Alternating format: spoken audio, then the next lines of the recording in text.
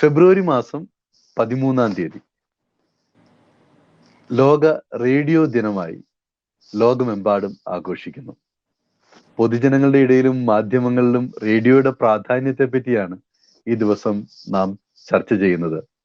നമുക്കറിയാം, നമ്മുടെ ഗ്രാമത്തിലെ ആളുകൾ പലപ്പോഴും എഴുന്നേറ്റ് കൊണ്ടിരുന്നത് പ്രഭാതപേരിയും റേഡിയോയുടെ വാർത്താ ട്യൂണുമൊക്കെ കേട്ടുകൊണ്ടായിരുന്നു. ഇന്നും നാം ആ ഒരു അനുഭവങ്ങളൊക്കെ ഓർക്കുമ്പോൾ ഒരു നൊസ്റ്റാൾജിയ നമുക്ക് ഉണ്ടാകാറുണ്ട്. പലപ്പോഴും നമ്മുടെ ജീവിതത്തിൽ ആ ഒരു തിരിഞ്ഞുനോട്ടം ഉണ്ടാകാറുണ്ട്.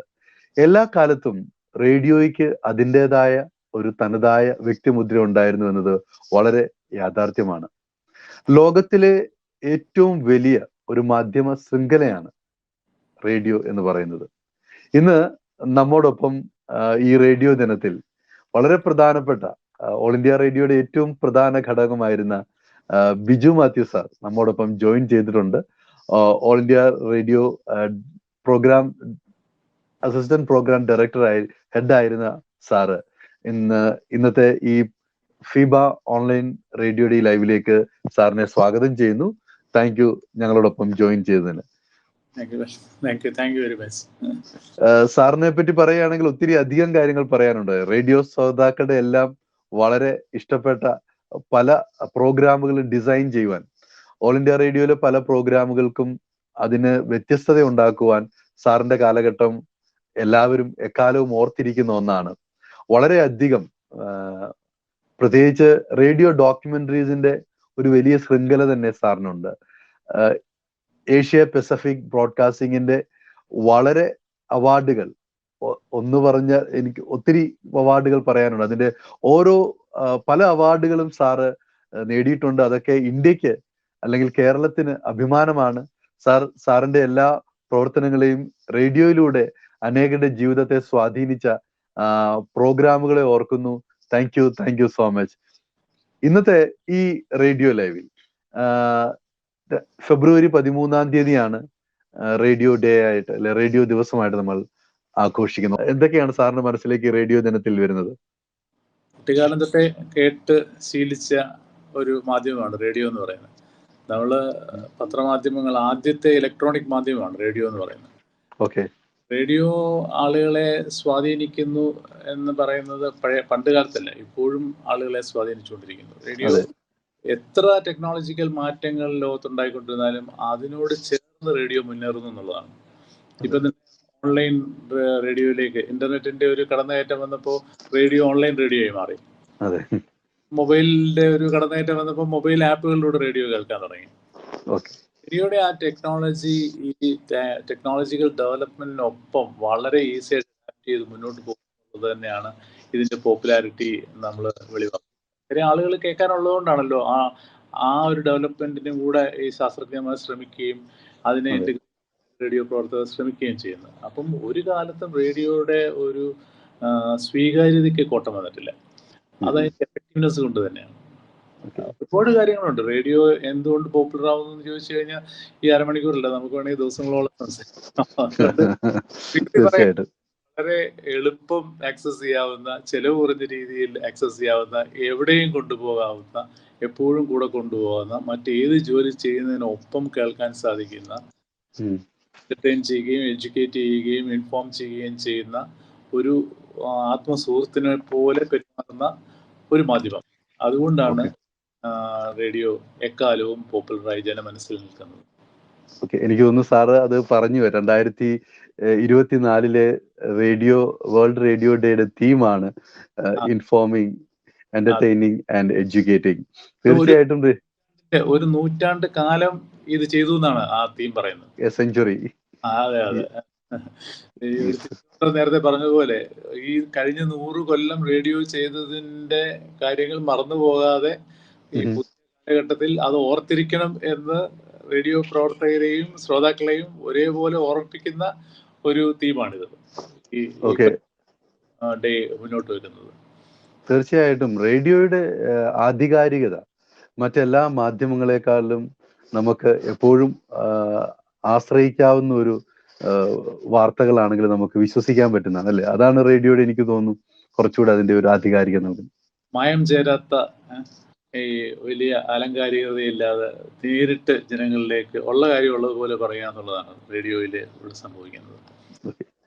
ഈ അനാവശ്യമായ പുകഴ്ത്തലുകളോ അനാവശ്യമായ വെച്ചുകെട്ടലുകളൊന്നും ഇല്ലാതെ സത്യം പറയുന്ന പോലെ സിമ്പിൾ ആയിട്ട്. റേഡിയോയുടെ ഏറ്റവും വലിയ അഡ്വാൻറ്റേജ് എന്ന് പറയുന്നത് സിമ്പിൾ ലാംഗ്വേജ് ഉപയോഗിക്കുന്നുള്ളതാണ്. കേൾക്കുമ്പോൾ അയാൾക്ക് മനസ്സിലാകത്തുള്ളൂ. ഒരു കട്ടിയുള്ള വാക്ക് പറഞ്ഞപ്പോൾ ഡിക്ഷണറി നോക്കി അർത്ഥം നോക്കി വരുമ്പോഴത്തേന് കുറെ റേഡിയോ മുന്നോട്ട് പോയി. അതുകൊണ്ട് റേഡിയോയുടെ ഞങ്ങളെ എല്ലാ റേഡിയോ പ്രവർത്തകരും മുന്നോട്ട് വരുന്നവരോടെല്ലാം പറയുന്നത് സിമ്പിൾ ലാംഗ്വേജിൽ സംസാരിക്കാൻ പഠിക്കും എന്നുള്ളതാണ്.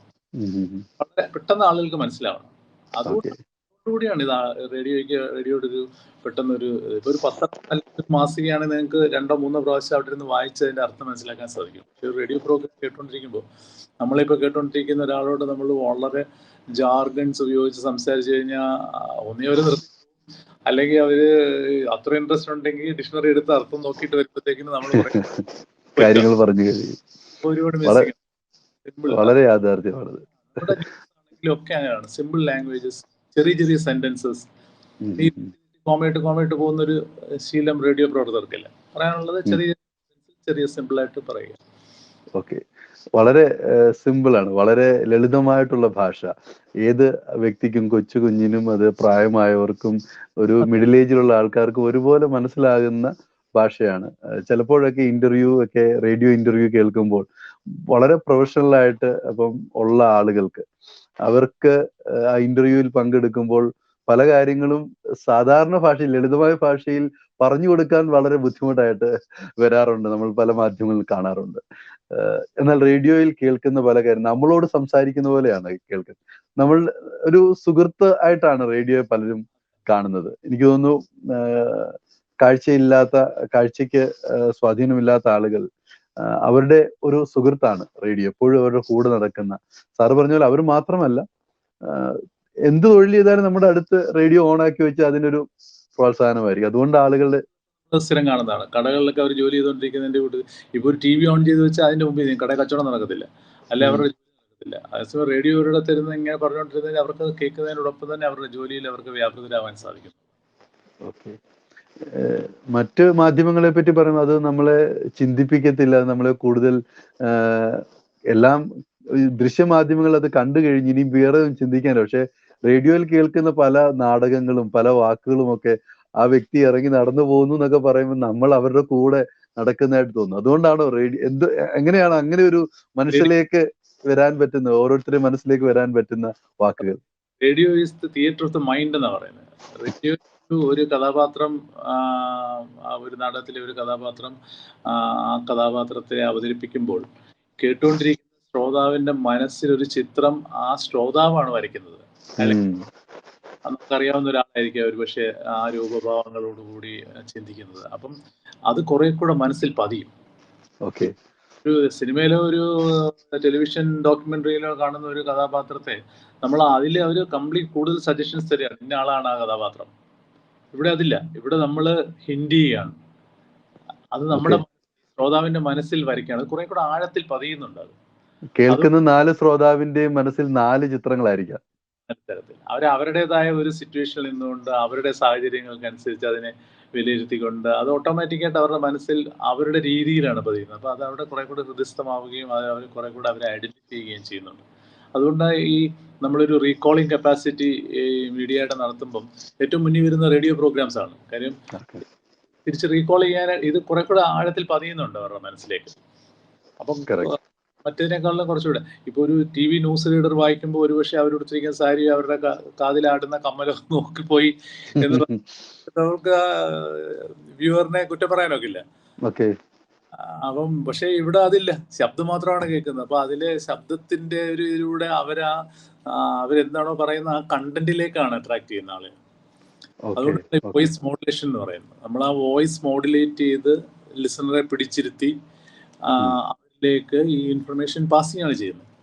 ഇപ്പോൾ ഒരു മരണ വാർത്ത പറയുന്നതും ഒരു ക്രിക്കറ്റ് കളി വിജയിച്ചത് പറയുന്നതും ഒരു പൊളിറ്റിക്കൽ ന്യൂസ് പറയുന്നതും ഒരേ ടോണിലല്ല, ഒരേ വോയിസ് മോഡുലേഷനിലല്ല. ശ്രദ്ധിച്ചു നോക്കിയാൽ അറിയാം. ചെറിയ ഒരു ചേഞ്ച് ഈ ന്യൂസ് റീഡർ വരുത്തും. അവിടെയാണ് ഒരു ബ്രോഡ്കാസ്റ്ററുടെ ഒരു വ്യത്യാസം എന്ന് പറയുന്നത്. ചെറിയ നാടകത്തിൽ മാത്രമല്ല, അല്ലാതുള്ള പ്രസന്റേഷനിൽ പോലും ചെറിയ തോതിൽ മോഡുലേറ്റ് ചെയ്ത് അതിന് സ്യൂട്ടബിൾ ആയിട്ടുള്ള ഒരു വോയിസ് മോഡുലേഷൻ കൊടുത്താണ് ഈ കാര്യങ്ങൾ പറയുന്നത്. അപ്പോൾ അത് അവരുടെ മനസ്സിലേക്ക് കുറെ കൂടെ പതിയാൻ അത് സഹായിക്കും. അവർക്ക് മനസ്സിലാവും. ഈ പറഞ്ഞതുപോലെ അവരത് ഐഡന്റിഫൈ ചെയ്ത് ഒരു കമ്പാനിയൻ കൂടെ നടന്ന് പറഞ്ഞു തരുന്ന ഒരു ഫീൽ. ഓക്കെ, ശരിക്കും ഇൻഫർമേറ്റീവ് ആണ്. പല കാര്യങ്ങളും നമ്മളെ ഇൻഫോം ചെയ്യുകയും നമ്മളെ അതുപോലെ എന്റർടൈൻ ചെയ്യുകയും നമ്മളെ കൂടുതൽ സന്തോഷം ഉണ്ടാക്കുകയും അതുപോലെ നമുക്ക് പല കാര്യങ്ങൾ പഠിപ്പിക്കുകയും ചെയ്യുന്നു എന്നതാണ്. അത് ഈ റേഡിയോ കാർട്ടൂൺ ആണത്. റേഡിയോ കാർട്ടൂൺ കോൺസെപ്റ്റ് റേഡിയോയിൽ പരീക്ഷിച്ച് നോക്കിയതാണ്. അതെന്ന് പറഞ്ഞാൽ ഒരു രണ്ട് കഥാപാത്രങ്ങൾ ഒരു 3 മിനിറ്റിനകത്ത് ഒരു സോഷ്യൽ ഇഷ്യൂ ഡിസ്കസ് ചെയ്ത് വളരെ സെറ്റാറിലൂടെ ആ സോഷ്യൽ ഇഷ്യൂവിലേക്ക് ആളുകളുടെ ശ്രദ്ധ കൊണ്ടുവരിക എന്നുള്ള ഒരു തീമായിരുന്നു. അത് ഡെയിലി ആയിരുന്നു. ഭയങ്കര ചലഞ്ചിങ് പരിപാടിയായിരുന്നു. എല്ലാ ദിവസവും ഒരു പ്രോഗ്രാം ചെയ്യണം. എല്ലാ ദിവസവും ടീം ഉണ്ടാവണം. എല്ലാ ദിവസവും അത് ആപ്റ്റ് ആയിരിക്കണം, അത് റിലവൻ്റ് ആയിരിക്കണം, അതാത് ദിവസത്തെ സംഭവമായിരിക്കണം. അപ്പോൾ ഒരു 3 മണി കഴിയുമ്പോഴത്തേക്കിന് ഈ 2 കഥാപാത്രത്തെയായിട്ട് സ്റ്റുഡിയോയിൽ പോയിരുന്ന് അവിടെ ഇരുന്ന് എഴുതി അവരെ കൊണ്ട് റെക്കോർഡ് ചെയ്ത് അന്നേരം തന്നെ പ്രൊഡ്യൂസ് ചെയ്ത് ബ്രോഡ്കാസ്റ്റ് ചെയ്തുകൊണ്ടായിരുന്നു. വലിയ ചലഞ്ചിങ്, കണ്ടിന്യൂസ്. നമുക്കൊരു ദിവസം ലീവ് എടുക്കാൻ പോലും പറ്റാത്ത പോലത്തെ ആ ഒരു 3 കൊല്ലത്തോളം അത് അങ്ങനെ കൊണ്ടുപോയി. കലികാലം അത് ഓരോ എപ്പിസോഡും ഓരോ ദിവസത്തെയും വ്യത്യസ്തങ്ങളായിട്ടുള്ള ചിന്തകളായിരുന്നു. അതെ. അന്ന് നടക്കുന്ന സംഭവം, അന്ന് ഉച്ചവരെ നടന്ന സംഭവങ്ങളിൽ നിന്ന് ഏതെങ്കിലും ഒരു സംഭവം എടുത്തിട്ട് അതിനെ ഒരു ഹാസ്യത്തിലൂടെ അവതരിപ്പിക്കുക എന്നുള്ളതാണ്. ഒരു ഹസ്ബൻഡ് ആൻഡ് വൈഫാണ്. ചെല്ലമ്മ എന്ന് പറഞ്ഞൊരു കഥാപാത്രമാണ്. ചെല്ലപ്പനും ചെല്ലമ്മയ്ക്ക് 2 എല്ലുണ്ടെന്നാണ് ഞങ്ങൾ പറയുന്നത്. ഇംഗ്ലീഷ്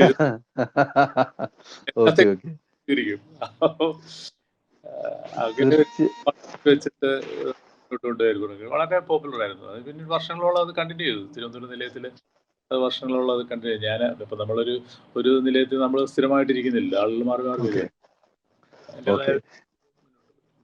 ശരിക്കും ഈ പലരും പറഞ്ഞു കേട്ടിട്ടുണ്ട്, ആളുകൾ എഴുന്നേൽക്കുമ്പോൾ അവർ രാവിലെ പ്രഭാതപേരിയോ അല്ലെങ്കിൽ രാവിലത്തെ പ്രോഗ്രാം കേട്ടുകൊണ്ട് എഴുന്നേൽക്കുന്നു. സുഭാഷിതം കേൾക്കുന്നു, പിന്നെ മറ്റ് വാർത്തകൾ കേൾക്കുന്നു. റേഡിയോ അവരുടെ ഡൈനിങ് ഹാളിലോ അല്ലെങ്കിൽ അവരുടെ അടുക്കളയിലോ അവരുടെ ജോലി സ്ഥലത്തോ ഉണ്ടാകും. രാത്രി ഉറങ്ങുന്നത് വരെ അവരുടെ അപ്പൊ പല തരത്തിലുള്ള ആളുകളാണ് കേൾക്കുന്നത്. കുട്ടികൾ കേൾക്കുന്നു, പ്രായമായവർ കേൾക്കുന്നു, അതുപോലെ വിവിധ ജോലികൾ ചെയ്യുന്നവർ, മീൻ പിടിക്കാൻ പോകുന്നവർ റേഡിയോ ആയിട്ട് യാത്ര ചെയ്യുന്നുണ്ട്. തയ്യൽ ജോലി ചെയ്യുന്ന ആളുകൾ അവരോടൊപ്പം റേഡിയോ വെക്കാറുണ്ട്. ഈ സ്വർണ്ണപ്പണി ചെയ്യുന്ന ആളുകൾ അവരോടൊപ്പം റേഡിയോ വെക്കും. പല ആളുകളും നമ്മളെ വിളിക്കുകയും സംസാരിക്കുകയൊക്കെ ചെയ്യാറുണ്ട്. പലരുടെയും ആവശ്യങ്ങൾ വ്യത്യസ്തങ്ങളാണ് അല്ലെ. അവരുടെ നീഡും അവരുടെ പ്രായം കൊണ്ടും അവർക്ക് ലഭിക്കേണ്ട പല കാര്യം. എന്നാൽ എങ്ങനെയാണ് റേഡിയോ എല്ലാവരും ഒരുപോലെ തൃപ്തിപ്പെടുത്തുന്നത്? അവരുടെ ആവശ്യത്തെ അല്ലെങ്കിൽ അവർ കേൾക്കേണ്ട കാര്യത്തെ എങ്ങനെയാണ് ആ പ്രോഗ്രാമുകൾ ഡിസൈൻ ചെയ്യുന്നത്? പല എലമെന്റ് ഉണ്ട് അതിനകത്ത്. ഒന്ന്, റേഡിയോ നമ്മൾ ശ്രദ്ധിക്കേണ്ട ഒരു കാര്യം എന്ന് പറഞ്ഞാല് ടൈം കൃത്യമായി പാലിക്കും. ഇപ്പോ 6:45 രാവിലെ പ്രാദേശിക വാർത്ത തുടങ്ങുന്ന 6:45.00 സെക്കൻഡ്, അത് ഷാർപ്പ് ഡോട്ട് 6:45 തുടങ്ങിയിരിക്കും. നമ്മളൊരു മറ്റൊരു മാധ്യമത്തിൽ കാണുമ്പോൾ ഇങ്ങനെ എക്സീഡ് ചെയ്ത് അതിന്റെ എൻഡിൽ അടുത്ത പ്രോഗ്രാം തുടങ്ങി അങ്ങനെ പോവല്ല. 6:45 തുടങ്ങി 7 മണിക്ക് ആ പ്രോഗ്രാം 15 മിനിറ്റ് തീരും, അല്ലെങ്കിൽ 6:55 തീരും എന്ന് പറഞ്ഞാൽ ആ 10 മിനിറ്റ് 6:55 ആകുമ്പോൾ അതിന് പ്രാദേശിക വാർത്തകൾ സമാപിച്ചു എന്ന് അതിന്റെ സിഗ്നേച്ചർ 6:05 ഷാർപ്പ് അടുത്ത സംസ്കൃത വാർത്ത വന്നിരിക്കും. 7 മണിക്ക് സംസ്കൃത വാർത്ത തീർന്ന് 7 മണിക്ക് അടുത്ത പ്രോഗ്രാം സ്റ്റാർട്ട് ചെയ്തിരിക്കും. അപ്പൊ ഈ ജീവിതത്തിലെ ഓരോ കാര്യങ്ങൾ വാച്ച് പോയി നോക്കുക അല്ലെങ്കിൽ ക്ലോക്കിൽ പോയി നോക്കുക ചെയ്യാതെ രാവിലെ മിക്കവാറും എല്ലാ വീടുകളിലും ഈ റേഡിയോ പ്രോഗ്രാമുമായിട്ട് അലൈൻ ചെയ്തിരിക്കുകയാണ്. റേഡിയോ ക്ലോക്കാണ്.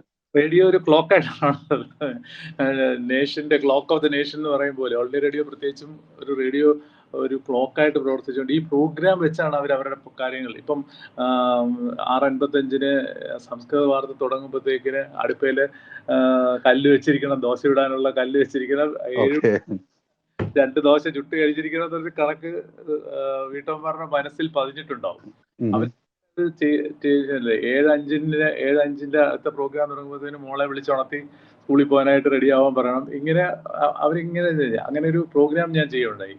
റേഡിയോ ഇല്ലാത്ത ഒരു നാൾ എന്ന് പറഞ്ഞ ഡോക്യുമെന്ററി, അതിന് നാഷണൽ അവാർഡ് കിട്ടിയൊരു ഡോക്യുമെന്ററിയാണ്.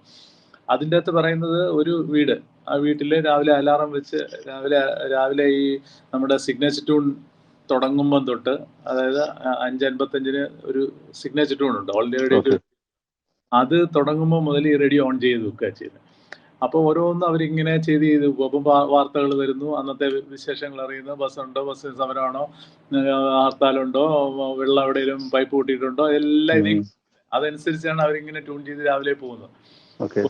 ഈ റേഡിയോ കേടായിട്ട് ഇത് ഓൺ ആവുന്നില്ല. അതിന്റെ സെക്കൻഡ് ഹാഫ് എന്ന് പറയുന്ന ആ വീട്ടിലുണ്ടാകുന്ന ഒരു അരക്ഷിതാവസ്ഥയാണ്. ഈ റേഡിയോ ഓൺ എഴുന്നേക്കാൻ ലേറ്റ് ആവുന്നു, സ്കൂൾ ബസ് വിട്ടു പോകുന്നു, ഇങ്ങനെ ഓഫീസിൽ ലേറ്റ്, അതെല്ലാം കംപ്ലീറ്റ് ഇങ്ങനെ ഒരു അലങ്കോലമായ ആ ജീവിതം പോകുന്നതിന്റെ ഒരു ചിത്രമാണ് ആ റേഡിയോ ഇല്ലാത്ത ഒരു നാൾ എന്ന് പറഞ്ഞ ഡോക്യുമെന്ററി ചെയ്തിരുന്നു. പക്ഷെ അത് ഒരു നമ്മളൊരു അങ്ങനെ ഉണ്ടാക്കിയ ഒരു ഇതല്ല. ഞങ്ങളുടെ ഒരു ലിസണർ ഒരു ദിവസം എന്നോട് ഒരു ലൈവ് പ്രോഗ്രാമിൽ ഇന്ററാക്ട് ചെയ്ത് പറഞ്ഞൊരെണ്ണം വെച്ചിട്ട് അതിനെ കുറച്ച് കുറച്ചൊരു നാടകീയത വരുത്തി ചെയ്ത ഒരു ഡോക്യുമെന്ററി.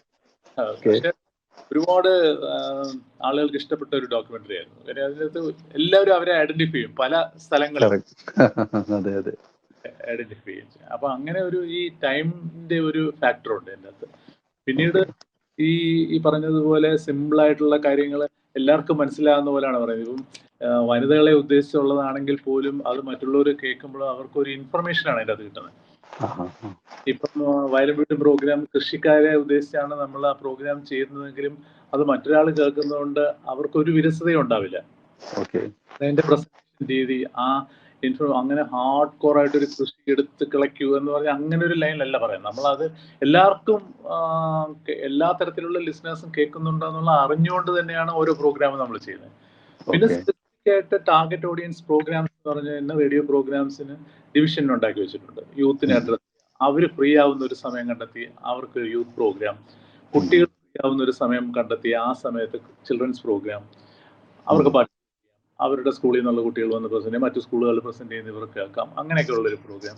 പിന്നെ വിമൻസ് പ്രോഗ്രാം, വനിതകളെ ഉദ്ദേശിച്ചുള്ള പ്രോഗ്രാം, അവർ ഉച്ച സമയത്തായിരിക്കും ഫ്രീ, ഈ ജോലിയൊക്കെ കഴിഞ്ഞിട്ട് ഒന്ന് കിടക്കുന്ന സമയം, വീട്ടമ്മമാരൊക്കെ ഒന്ന് വിശ്രമിക്കുന്ന സമയം, അവർക്കുള്ള പ്രോഗ്രാം. അങ്ങനെ അവർക്കൊക്കെ സൗകര്യപ്പെടുന്ന ഒരു സമയം കണ്ടെത്തി, പ്രായമുള്ളവർക്ക് രാത്രി സമയങ്ങളിൽ, അങ്ങനെ ഒരുപാട് സ്പെഷ്യൽ ഓഡിയൻസ് പ്രോഗ്രാംസ് തന്നെ ഉണ്ട്.